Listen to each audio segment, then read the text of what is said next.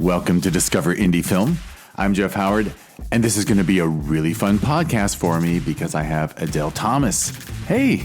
Hello. How you doing, Jeff? I'm good. And by the way, Adele's in person. We're in the same room. We are. This is great. I love this. This is a treat for me because a lot of them are, at least more than half, are on Zoom these days. But also, it's a treat because we, and my fingers are doing air quotes for we met during COVID, Sherman Oaks Film Festival 2020, so November 2020, pre-vaccine, everything. My God, that was back when, like, if you wanted to get tested, you had, like, wait in line for an hour in a car. Yeah, if you were brave enough to leave your house, I think, yeah. Yeah, November 2020 was the thick of it. So when Adele's music video, She, and by the way, you submitted as a music video, but we since have created the category dance film. So I think you might have used that category instead. I think I would have, yeah. Although it was like a collaboration with a music artist for her music video, it was still an experimental dance piece for me. So, yeah, it would have been a hard one to choose, I think. Yeah, truth is, and of course categories don't matter, but it's a music video and an art house experimental film and a dance film. Which I think is rad and perfectly appropriate. So anyhow, we did a Zoom back then because it was it was a purely virtual festival in 2020. They all were, yeah. Yeah, and thankfully now, 2.5, almost 3 years later, we're meeting in person and we get to talk about you and your film, which is super cool. Thank you so much for having me. This is awesome.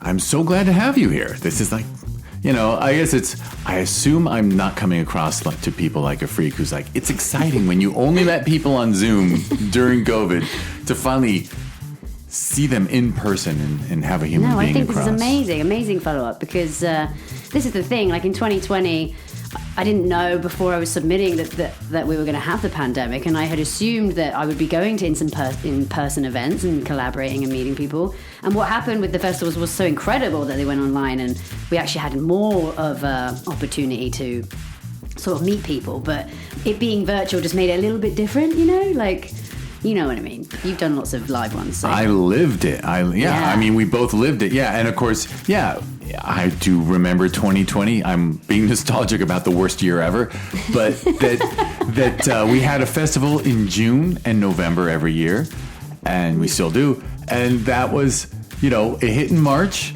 and it's like, well, we'll be okay by June. But then people kept submitting, and I'm sure when you submitted, we were like, well, we got to have this under control by November. Surely. Like everyone's staying home. Yeah. We didn't realize there was just enough people who refused to follow protocols that it would never stop surging. I know, it was insane. And so by November, the nice thing is the festival was always the week before Thanksgiving. My God, the post-Thanksgiving, Christmas, New Year's surge was ridiculous. Oh my gosh. Oh my God. Crazy time. Yeah, man. And were you in the LA area at that point in 2020? So my husband and I had actually literally in the February before in 2020, we moved 90 minutes north out of LA into a mountain town. A beautiful little village, and we bought a house there. Our plan was to renovate, but it takes several years to renovate it, right? But because we went into a pandemic, we're both freelancers. We spent the entire year working on this house, and then I could focus on also like submitting to these film festivals, which was strange because it was never in person. I never got to come in and meet you, but being able to do it online was also such a benefit because I was already sort of out of town as it was. Yeah, you were 90 minutes because I do remember that we had of all the funny things, we had an in-person mixer that was outside. That's right. And I don't believe you were there. No, I couldn't make it. Yeah, you couldn't make it. But it was funny. We were wearing masks outdoors. Oh my God. And people were so excited. Actually, we did have someone come in from Texas and someone come down from Portland because they were amazing. Like, I've spent the last 8 months or however many months. In my house. Yeah, in my house. Doing virtual festivals, the fact that you have an outdoor masked mixer, I had to come. And I was like, wow. I love that. Yeah, it was huge. It was really nice. So anyhow, we're talking too much about COVID, but that's because that's what happened. Because we met. Yeah, we met. Yeah, exactly. We met through a COVID festival. Yeah. But the cool thing is people can watch She right now. Yep. She, the film that ticks so many boxes on TVHi. Yeah, TVHi. And love it. Eventually DIF TV, Discover Indie Film TV on Amazon Prime Video. But if people go to watchtvhi.com, TVHi, Yeah. they can do a free trial for a week, and then it's $4.20 a month after that free trial.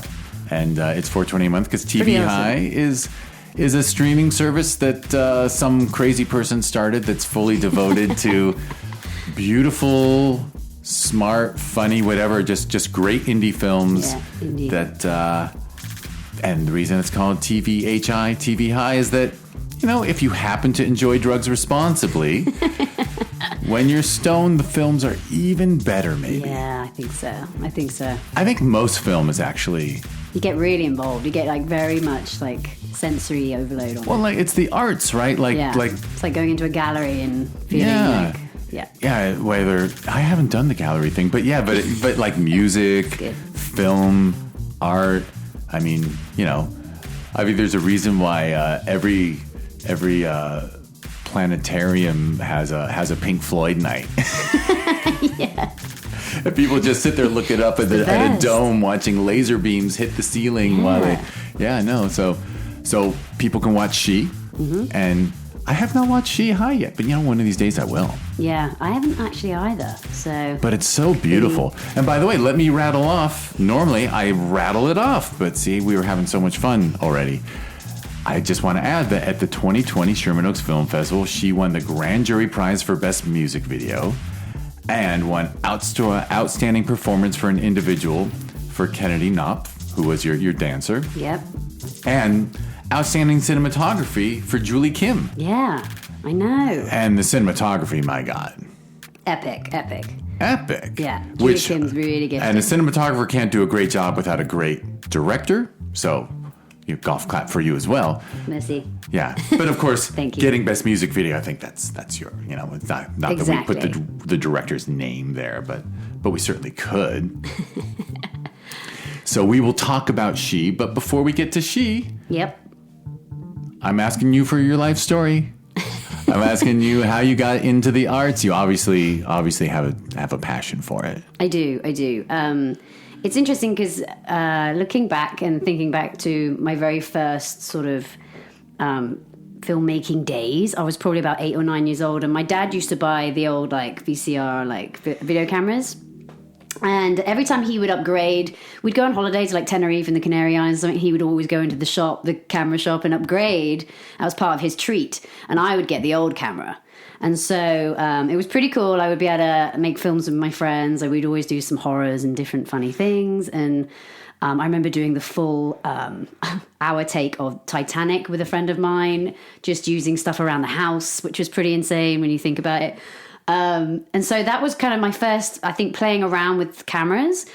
And then when I got into secondary school, because I'm from England, south of England, a place called Cornwall, I went into secondary school and I chose a bit more of the smaller, more intimate school. It had a bit more a better art department and a photography department in particular. And so once I got into sixth form, I fell into photography in the darkroom and all of that jazz. And I just really found myself in the visual world. It was the one thing for me that really clicked. And you know, growing up in a small town, it's kind of like, you know, there isn't much support behind people going into the arts. Like, my parents didn't necessarily push for me to go on to higher education either. It was more like, finish school and just get a job, you know, any job's good. And that sort of inner side of myself that really wanted to continue with the arts didn't feel super supported by, I don't know, my surroundings. And so by the time I got to like 17, 18, I decided to leave Cornwall and I moved to London, and I did get myself a job. But in the back of my head, photography was always there and film was always there. I just didn't know how to get there, you know? And then eventually I did a few years in London and loved every minute of it, but it was just way too fast paced and crazy. And so I ended up traveling, which ended up taking me on a long journey, Australia, through South America. My partner and I, we drove a van through the southern tip of South America all the way to Vancouver. And that's where we've been living for like 9 years. And that's where I got into photography producing. So a very long story short, I sort of had to go on a kind of a long journey to get back to what I really, really am passionate about and build that belief within myself so that I can actually go out there in the world and do that. For sure, because it wasn't. So let me ask, when you were playing, first of all, it's a wonderful gift that you were getting those, that your dad had that hobby that got you cameras. But like, were you learning, like, were you editing in camera and stuff when you were recreating like that? I think that teaches so much. That's such a good version of like childhood film school, is to play around and to understand, like, you know, when you to recreate what you see on the television, you actually have to pause and then change the camera angle and start recording again. I think it's really great for kids. Yeah, I do remember that I really loved the fade button. You know, you could fade to black. And so I would always get into like really close shots and then just like fade. And it's pretty funny. No, that is. See, so you were using your creativity to accomplish an artistic goal, even because everyone starts with mimicry, right? Like Lennon and McCartney were just trying to write, you know, the songs they grew up on at first. It's true. Yeah, it's the experimentation. I think when you're a kid, you just give yourself that free reign to like just play. And I think as we get older, it's harder for us, you know, especially if you start doing it as a job. The play starts to diminish. It's like, no, this is a job now, and I need to take it. You know, I think we put more pressure on ourselves, and the creativity sort of like, it gets further away, you know? It's harder to access because we're trying to just like control outcome.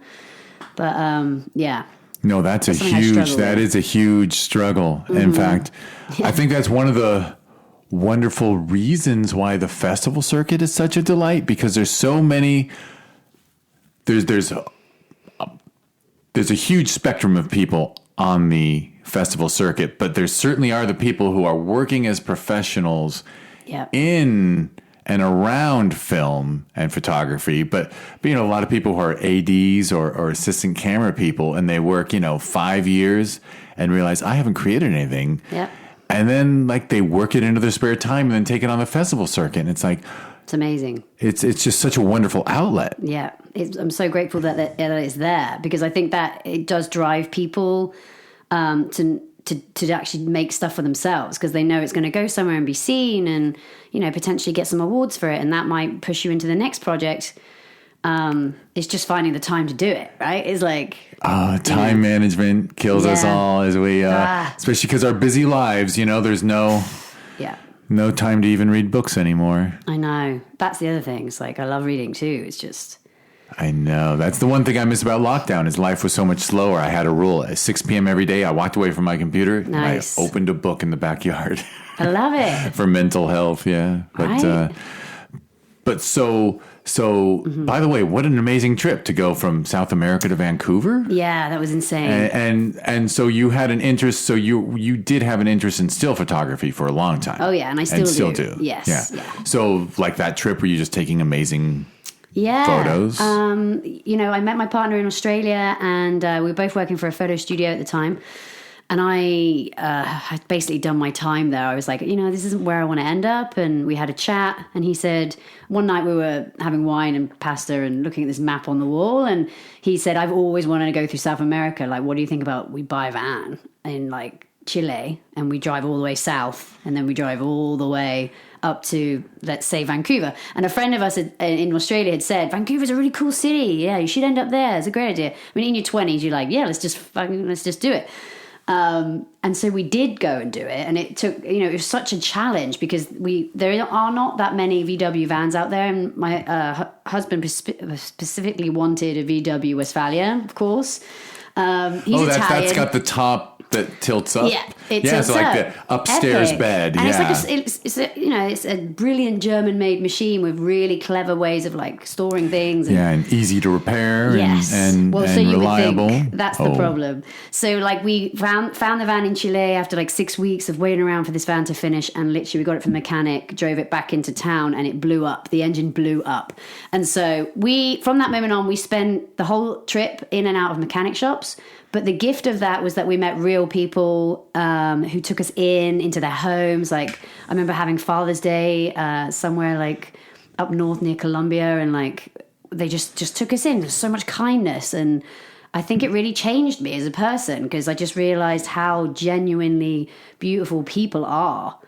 It was such a gift. Because imagine if the van didn't break down, we would have just been driving every day through towns and not talking to anyone. Yeah, right? and occasionally parking and just sleeping in the van. But and we being had to isolated. sleep wherever we could. And there is, so many cultures. I'm going to sound anti-American for a second, but when you travel, there's so many cultures care about a person in their country is the same as a guest in their home, and they want you to think this is a wonderful place. Their civic pride extends to you, and it always kills me. I don't think we have that. I don't know if they have that in England as much as Europe and South America. I would say no, not so much. Because when I've been.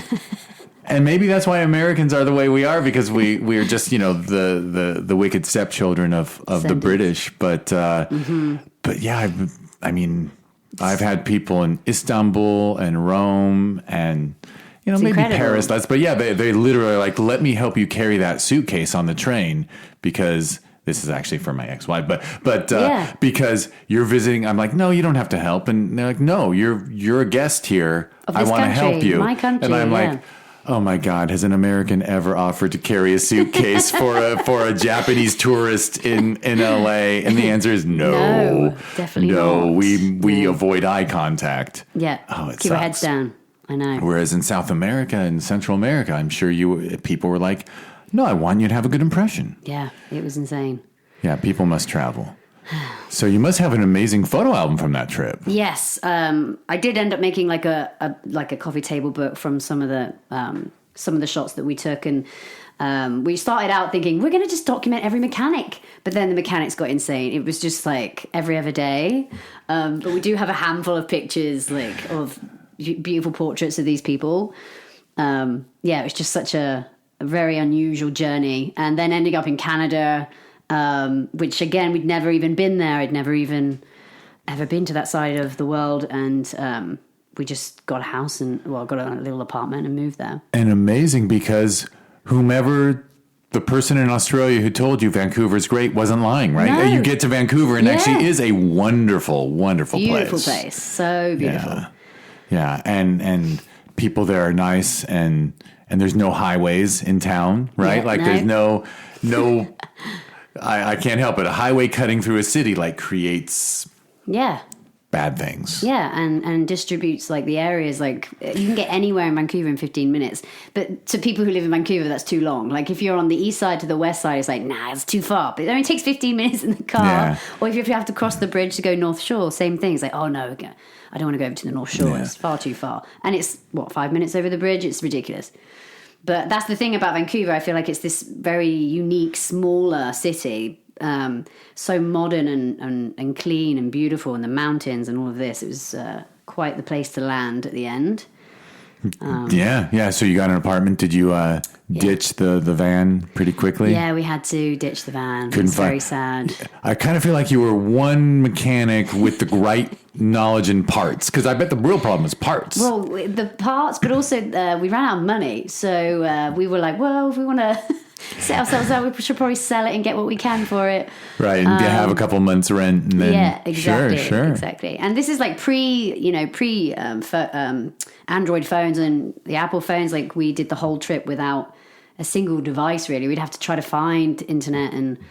internet cafes and pay phones to call home. I'd have to send emails home, every couple of weeks just with an update. And I had a Lonely Planet that had a rough map of the roads we needed to take. We just basically stuck to the same road the whole way, all the way up the West Coast. Oh my God, I miss traveling with a Lonely Planet book. I know. And you're pulling into a city and what's up here? When it says city in 15 kilometers to whatever town, you're like, okay, I'm going to look up what we do when we get there. And it's awesome, actually. Yeah. Now we just Google and check the reviews first. Make sure you check the reviews. Yeah. How many reviews has it got?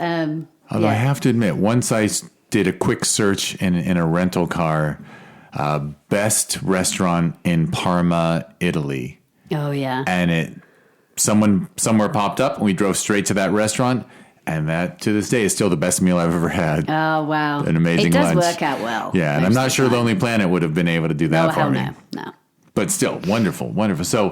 So did you stay with still photography for a long time, and you always had film in the back of your mind? Yes. So film, I sort of buried away, I think, for a while, and photography took the premise, like the front seat. And again, that whole thing of me like coming around to creativity, it took time. I got into photography producing first, so I was producing. I was one of the main photography producers in Vancouver. I mean, there aren't that many of us. There was like a few. And a producer like makes sure. Like a film producer gets the studio, hires the this, so exactly. It's like for advertising clients and things. Advertising, editorial. We used to shoot alongside TV as well. Again, for like commercials and things. Entertainment. So we'd have like the key art shoots and stuff. I worked with some superb photographers like over the years, like absolutely amazing. And it's interesting because when I was looking at it, and and I wanted to step into photography, I was like, what is holding me back? And I ended up doing. Have you ever heard of The Artist Way? The book, The Artist Way. Yes, I have. Yeah, it's like a 12-week program, kind of like your typical 12-week programs. But Julia Cameron is the author, and she really helps you to uncover like what is holding you back from stepping into the truth of what you want to be doing, your authenticity. And I realized like over the years, I probably worked with, I worked on a lot of shoots, and out of all of those shoots, I probably worked with 3 women on commercials. And so I think in the back of my mind, I was like, can women do this? But I've always been a big fan of Annie Leibovitz. And so I eventually got round to doing it. And after 10 years of doing producing, I stepped back and started to work on my own stuff. And that's where she came in, because she was sort of my breakout motion piece from doing an exhibition series of dances on location, which I'd done like a handful of shoots of different dancers, and Kennedy was one of my first ones who is in the film, and we just straight away really hit it off, and she just had something really magic about her, and I after doing the shoots with her, I just felt like this needs to transition into motion, like dance is motion, right?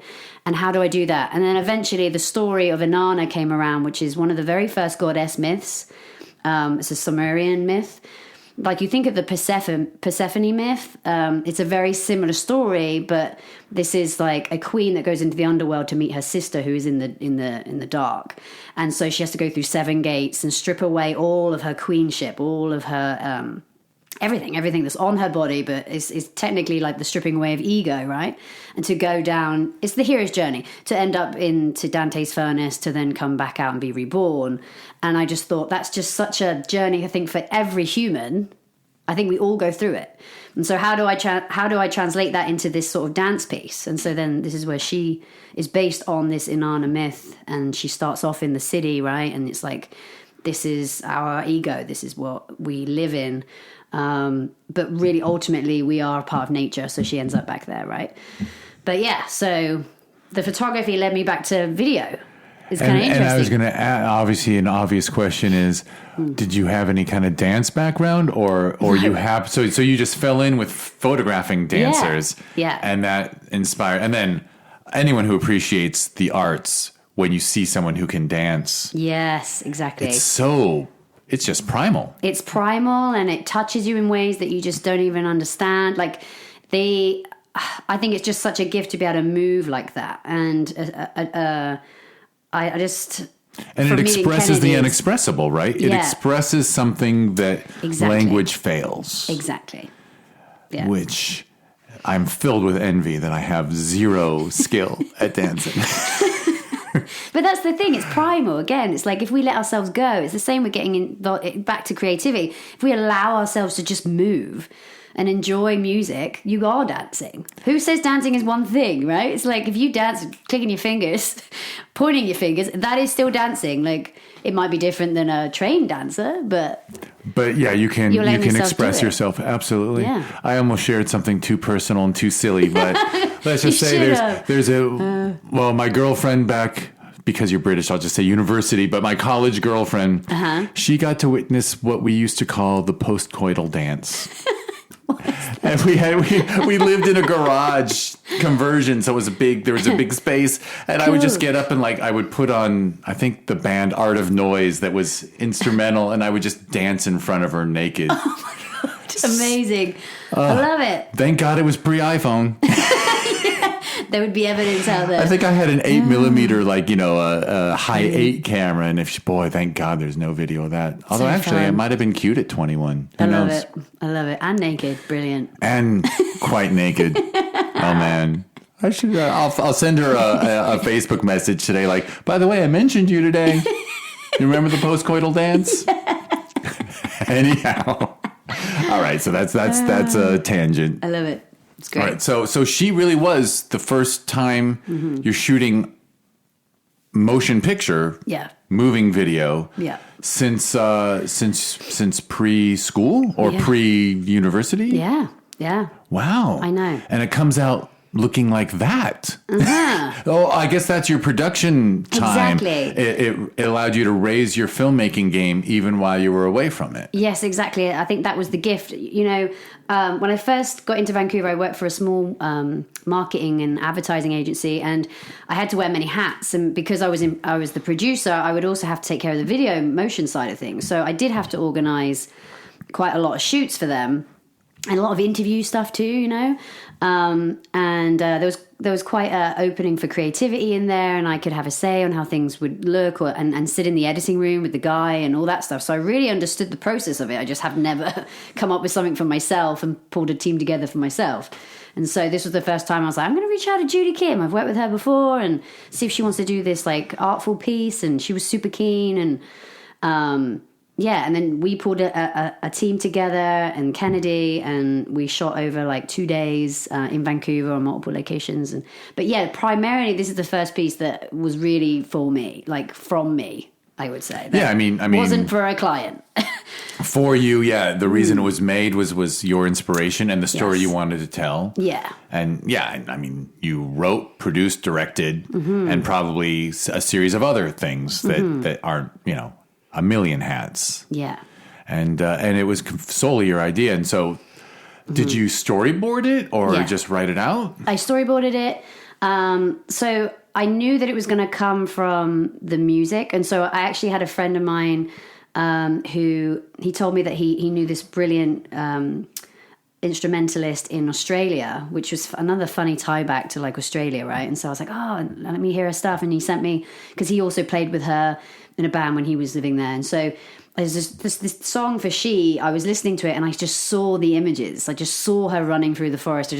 There was moments there. And so the whole piece came together. I put headphones on and I just started storyboarding out how I wanted it to. I knew the story of Inanna. And so I was like, how do I modernize it for this day and age in a way? And so the storyboarding came from the music, actually. Wonderful. Yeah. Wonderful. Which I think that's one of the reasons I think music video is a vastly under respected art form, because music does inspire visuals. Yeah, it does. And an artful music video is so rewarding. Oh yeah, for sure. Yeah. Yeah. And so the artist of the soundtrack, she was. I told her the idea, and she loved it, and I think they've been showing it in Australia and different things too. And so it's been a really awesome collaboration piece. I think that was my main thing. I was just so grateful that people were keen to work on this with me. So. Well, I guess because you were not battle tested at that role, I guess. So but obviously people could. But you were so well prepared, and showing a cinematographer storyboards, I'm sure was a huge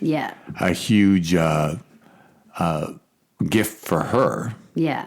And I think that the whole process is you're always learning as you're going along anyway, right? And so it was great to collaborate with her, and also in certain moments just to say, just have free reign with this. The dancer's doing her thing, and then Julie would just get right up in there and to get these epic shots that I couldn't have storyboarded either, right? It's just giving her the freedom and the time to do it, which I thought was kind of a magic. And did you have also drone technology came into it, right? That's right. Because drones were fairly new-ish. Fairly newish, yeah. Yeah. That was, I just needed that. I needed the last shot to feel epic. And I, through just, these same contacts, we found this guy and he came out and he did it like just for the pure joy of doing it on drone. Like he loves his drone and it just made the ending. It's just. And that's obviously really you have wonderful storytelling instincts because you knew like I want to conclude this story with something that just larger. Absolutely that hits the audience in the heart. Yeah wonderful and wonderful that it's amazing that drones have although I joke with people all the time now when we do a Q&A at the festival and I'm like thank you for having because this is another silly tangent, but I see so many films that get submitted that start with an amazing drone shot and then they cut to horrible cinematography of people talking. I'm like, if you set the standard with your first shot, if it looks like the opening credits to a Hollywood film, you better keep it up. Yeah, exactly. I think that's the key, isn't it? It's just if you have this large idea in there, you got to make sure it's all matching up in some form. Yeah. Don't start off with an amazing aerial shot and then give me poorly composed, things inside an apartment. What can I say? Okay. So anyhow. Yeah. So you complete She and you do the whole thing before the world shuts down, I assume. Yeah. It was September or October of 2019, and then went into editing over Christmas. I think I finished it in the house, and that was around February, and then we shut down in March. And I was like, great timing. I'm just about to submit it, and like, I don't know how this is going to go. And you knew of the film festival circuit, like that was... Yeah, Film Freeway was something that I came across, and which amusingly was Vancouver-based back then. Yeah, insane. Yeah. That's such a brilliant place to just find all the right film festivals, because otherwise you really got to just research and just word of mouth. It's a wonderful interface actually. Yeah. Great library. Yeah, so then submitted it and realized pretty soon that it was all going to be online stuff, whether we got awarded or not, which was a little disheartening, like I said, because it's like, oh my God, we all could have turned up together and had this wonderful, experience, but it was online and it was still wonderful. It just felt kind of lonely, It's different. Which is what pandemic was. It's different, yeah. And even live streams and things, none of it's the same. It's not the same as...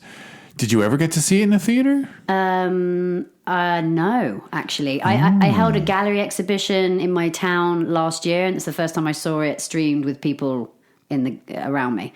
I can't make a promise, but every on April 20th we do the TVHi Film Festival now. Oh, yeah? And I pull some stuff from the platform as well as new stuff.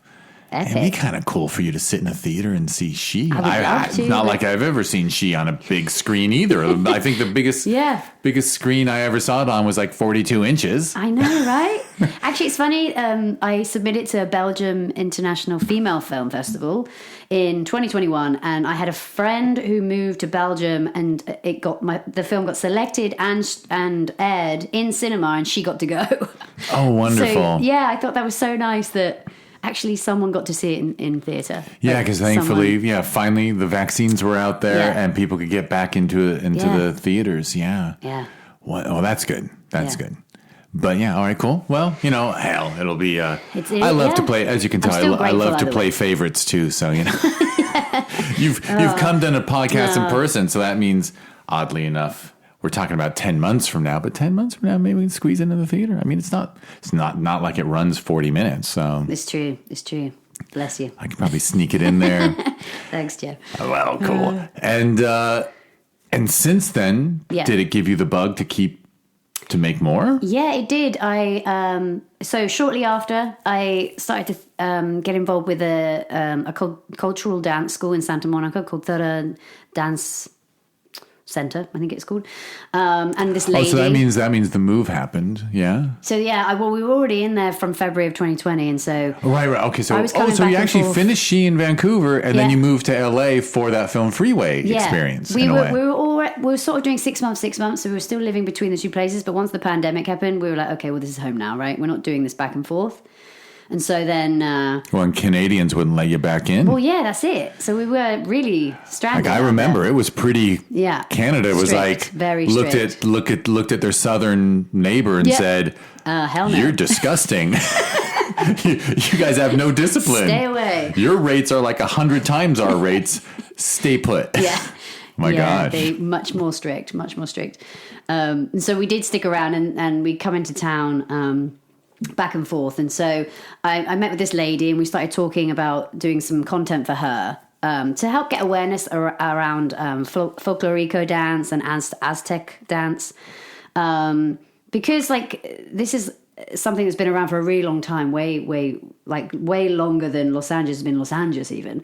And so we pulled in, we did some photography for the folklorico, and then I spoke to her about doing an Aztec photography shoot, but also a motion piece that would be a very short documentary, like 3 minutes, just to explain what that is, what type of dance that is and where it came from and why it's important to keep it alive. And so we got together and we did this pretty epic piece. They wear an amazing outfit for when they go and do this. It completely absorbs them. And I interviewed the lead guy and we had his voice go through underneath. And so there's like a 3-minute sort of documentary piece for this dance school. And around the same time, I was, it's funny, in the pandemic, I ended up doing a yoga teacher training, Kundalini of all things, which was a really interesting experience through pandemic because we got to all meet up in the first couple times, but then we had to go online, similar thing. And I did a full year, which was a really interesting experience because I've never been super spiritual or anything, but the way that especially Kundalini is, I don't know if you know much about it, but they wear white and wear white head. Okay, yeah, I'm pretty ignorant. But I know the term. Mm-hmm. Anyway, this sort of idea came up with a girlfriend in class, and we kind of were laughing at what we were doing because it's kind of hilarious. Because I guess in a way it's trying to get us out of our heads and out of our egos, what they were trying to make us do. Anyway, and I just thought this could make a really cool TV series, like people that, a person that ends up in a Kundalini teacher training and goes in with very different views and comes out a very different person. And the funniness, the comedy that could be a thread through there. And especially, how LA is. It's completely another level of spiritualism and yoga and Erewhon. Particularly that community, yeah.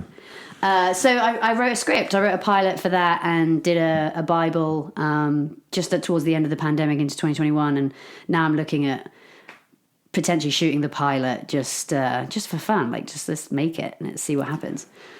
And I mean, technically, are you being an hour and a half north of LA in a way? Mm-hmm. Does that mean the local businesses and stuff won't have that terrible attitude towards your shooting there and stuff? Oh my God. The thing is that actually most of the locations I could easily shoot in my little town because we know everybody, right? I've got a pub scene and we know the owners of this beautiful pub in town. And then there's a Pilates studio we potentially use. There's places for sure, but I need those LA elements. So we're going to have to be coming in and shooting those LA, grab some street stuff. Yeah, definitely. And obviously the casting process will be interesting because this is going to have dialogue and all the things that potentially I haven't done before. So, I haven't done before. And so it'll be a whole new way of shooting for me. Yeah. Whole new, another step. Another step. Yeah. Mm-hmm. Adding scripted dialogue. I mean, instead of storyboarded, really. Yeah. Still, I mean, I guess that's why she is so beautiful. It has a still photography soul, but it's in motion. Yeah, exactly. Yeah. Which, of course, the best films are, every frame is like a well composed photograph. So, true. So you balance both. Yeah. Well, that's cool. That's very cool. Exploring the story elements, I think, is. And it seems like you have a creative mind where whether you're doing yoga or doing something else or experiencing dancers, you start thinking of a creative way to reinterpret what you're learning. This is true. This is very true. Yeah. Yeah. Not that you went into yoga. with a pilot because I might want to write about it. Yeah, no. No, yeah, you're not like It one of those happened. reporters, like the reporter's like, I'm going to just study baseball and write a baseball book. But you're like, Yeah. but yeah, when you encounter something, you're like, okay, this is a little too silly. How do I translate that? You know? Yeah. Very funny. Yeah, actually, we had we had a film at Sherman Oaks Film Festival last November that was called Guru Money Money.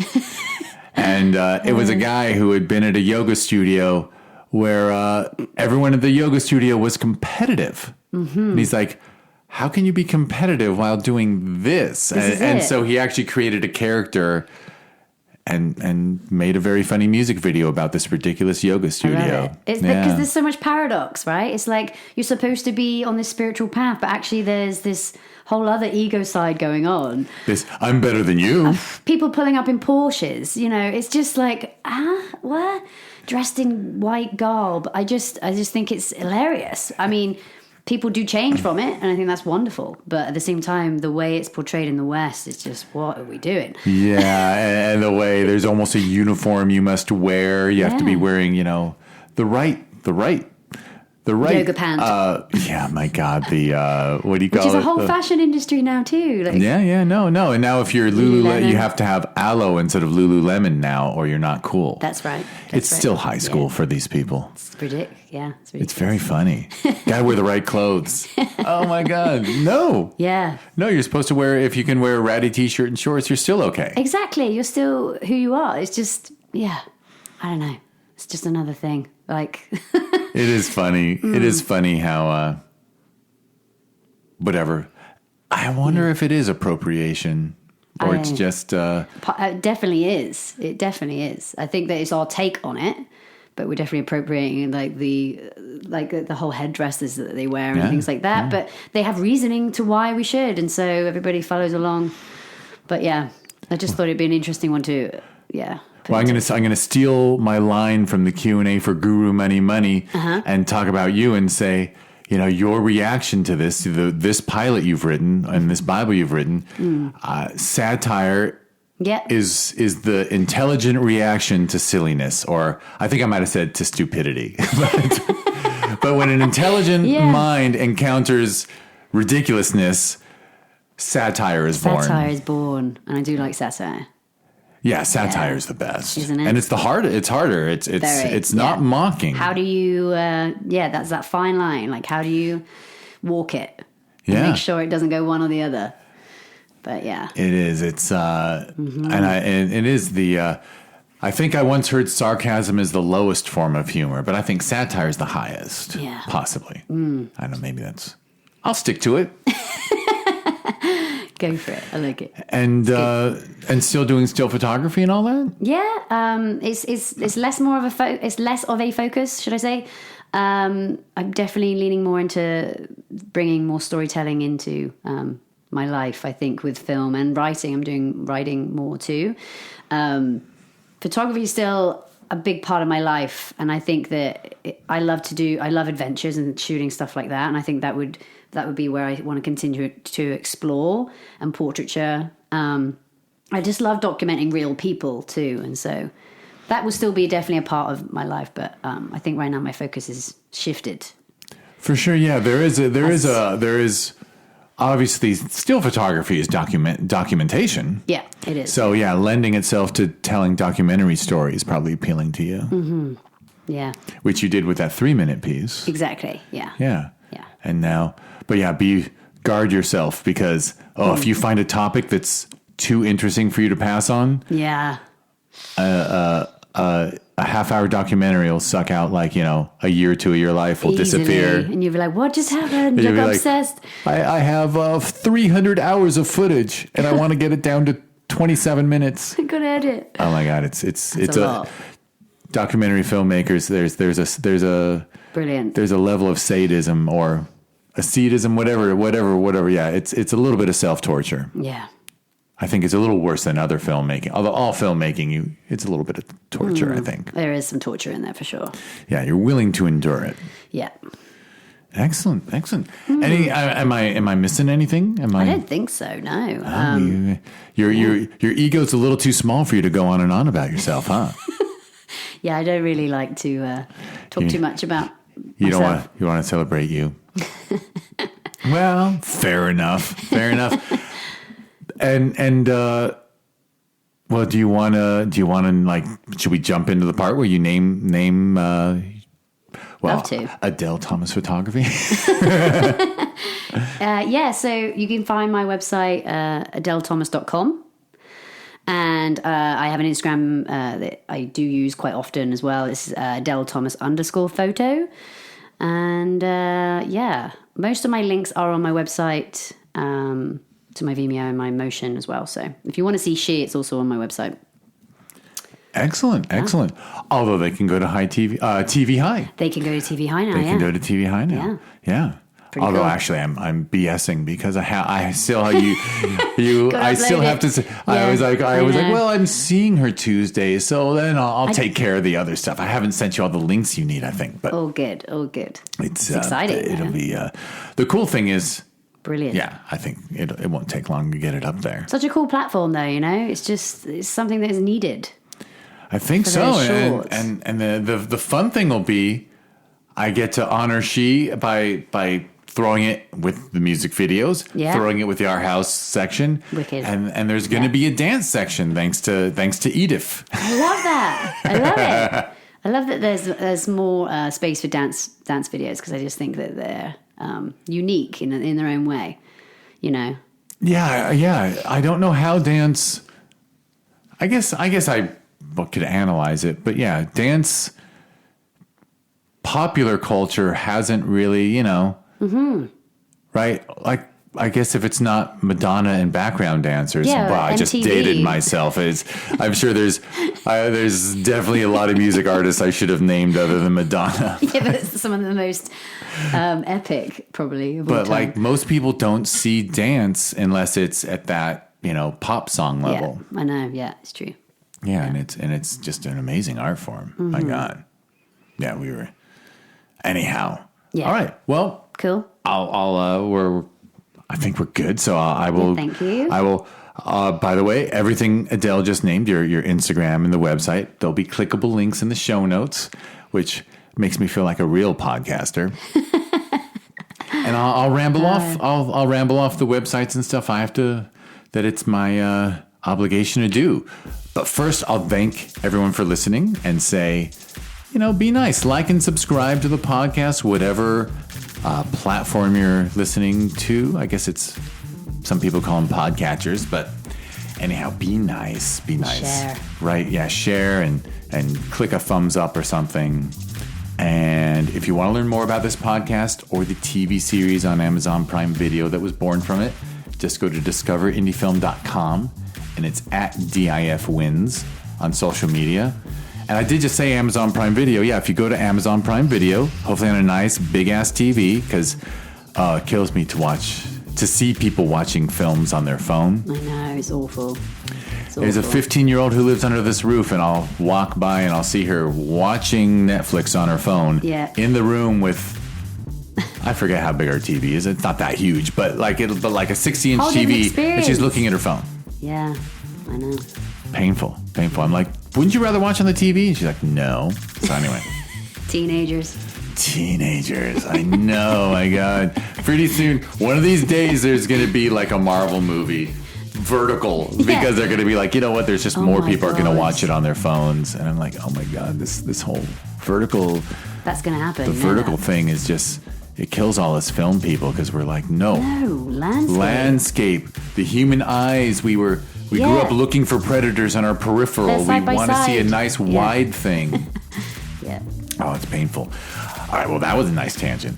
So, go to Amazon Prime Video on a big TV and type in Discover Indie Film. And I think it auto-completes right around there. There's just us and Discover India. But as soon as you do the E in indie, I think it auto-completes. And enjoy. There's 7 or 8 seasons by the time you're hearing this. Probably just 7. Season 8 got delayed. Adele knows why, but... and also delayed just because I'm too darn busy. Yeah. I gotta compile that season. There's already some wonderful films lined up for it, including She, I believe. Mm-hmm. So that's going to be fun. And we mentioned how she was at the Sherman Oaks Film Festival way back when in 2020. So if you want to learn more about that festival we hold every November, ShermanOaksFF.com, and it's at ShermanOaksFF on social media. The sister festival that's every June is Film Invasion Los Angeles, and you can learn about it at FilmInvasionLA.com, and it's at FilmInvasionLA on social media.